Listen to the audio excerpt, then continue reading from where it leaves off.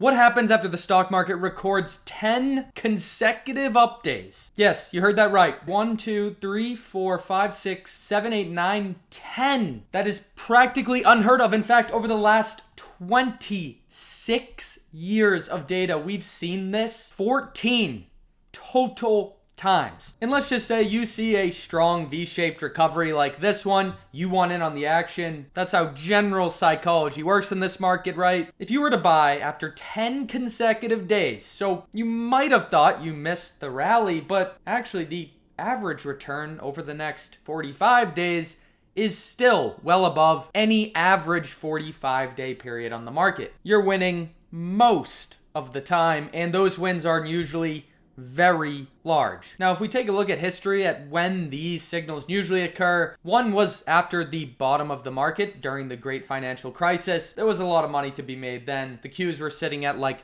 $20 a share. Today, we're sitting at roughly $630.